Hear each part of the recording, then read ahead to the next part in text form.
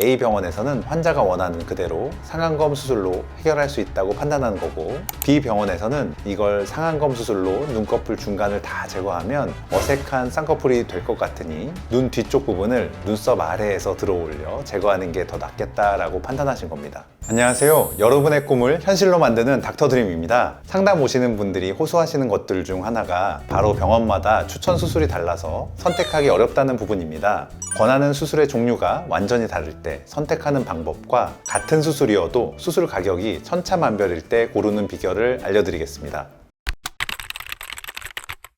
눈꺼풀이 처져서 쌍꺼풀 수술을 하려고 병원 상담을 오신 분께서, 원장님, A병원에서는 상안검 수술하라 하고 B병원에서는 눈썹 및 거상을 하라 하고 C병원에서는 이마 거상하면서 메모를 하자는데 왜 이렇게 다 다른가요? 라고 난감해 하십니다. 눈이 처져서 간단하게 쌍꺼풀 정도만 생각하고 갔는데 갑자기 이마 거상은 너무 생뚱맞고 일이 커지는 것 같다는 말씀하시는데, 저는 A병원, B병원, C병원의 진단 결과가 모두 이해가 가고 고객분의 난감함도 이해가 갑니다. 제가 생각하기에 유독 성형외과에서 이런 일이 자주 생기는 이유는 현재 고객의 상태에 대한 원인 분석과 해결 방법이 의사마다 다르고 상담자 스스로 생각하는 상태와 실제가 다르기 때문입니다. 조건과 상태에 따라 의사마다 추구하는 스타일이 조금씩 차이가 있고 그에 따라 수술법이 달라집니다. 눈꺼풀 처짐으로 인한 해결법이 다른 이유는 A병원에서는 환자가 원하는 그대로 상안검 수술로 해결할 수 있다고 판단하는 거고, B병원에서는 눈이 처지긴 처졌는데 눈 뒤쪽이 더 많이 처졌기 때문에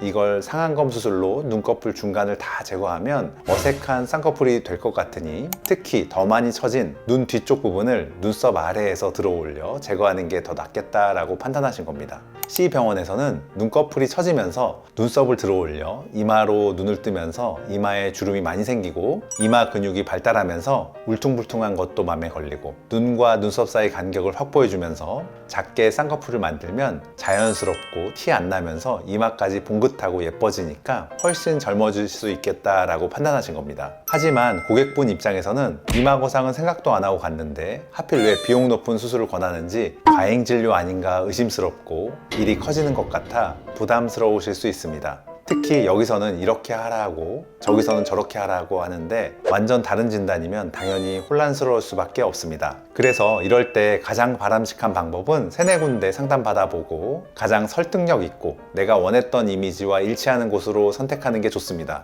성형은 옷처럼 입어봤는데 안 어울린다고 환불이 되지도 않고 원상복귀가 어렵기 때문에 합리적인 선택을 해야 하기 때문입니다. 이런 합리적인 선택에는 가격도 포함됩니다. 수술을 결정할 때 가성비도 생각하지 않을 수 없기 때문에 가격적인 면도 고려해야 합니다. 적정한 가격을 판단할 수 있는 비결은 상담 후 비용을 1에서 10까지로 생각한다면 무난하게 4에서 8 정도에서 비교해 보면 됩니다.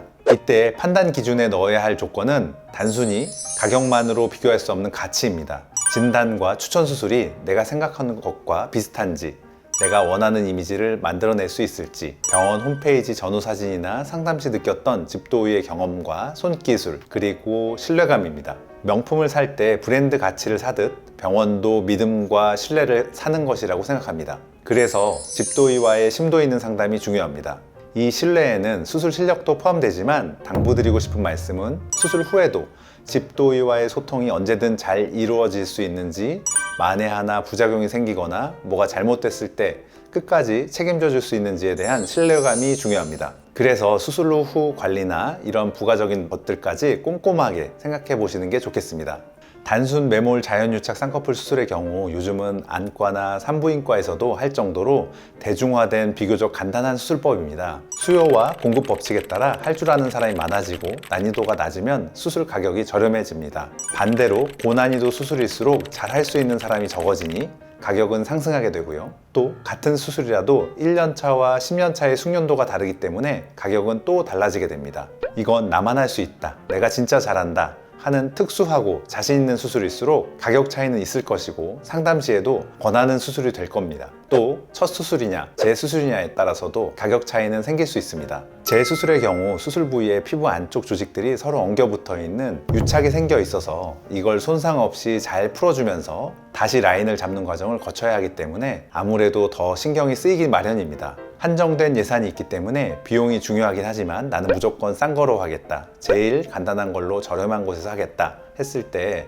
수술 결과가 전혀 만족스럽지 않아서 오히려 재수술을 받아야 할 수도 있습니다. 재수술을 하면 비용도 2배로 들게 되지만 마음고생을 엄청 하시기 때문에 이 마음고생은 돈으로 환산할 수가 없습니다. 너무 저렴한 예산에만 맞추려 하기보다는 예산의 평균값 내에서 찾아보시는 걸 추천드립니다. 병원마다 2가지 이상 수술을 함께 하는 경우 할인해 주는 경우도 있고 그때그때 시즌별로 이벤트 하는 가격이 있어서 잘 활용하면 더 좋습니다.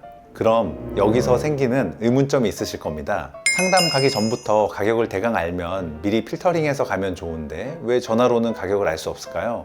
보통 병원 상담 전화를 받는 사람은 안내를 도와주는 코디네이터라서 직접 수술할 집도의가 아니기 때문입니다. 직접 본 게 아니라서 고객이 원하는 수술과 실제 추천하는 수술의 종류가 달라질 수 있고 그에 따라 가격도 상이하기 때문입니다. 매몰은 이 정도다, 절개는 이 정도다, 참고적인 대략적인 정보는 제공할 수 있지만 광범위한 가격이기 때문에 여기서 어느 정도 플러스 마이너스를 생각하셔야 합니다. 직접 봐야 견적이 나오고 상태에 따라 수술의 종류와 비용이 변동될 수 있다는 점 꼭 기억해 주세요.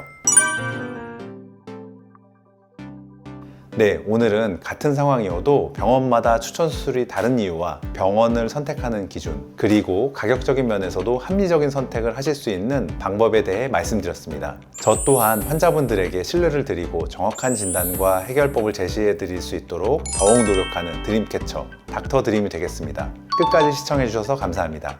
다음 시간에 다시 만나요.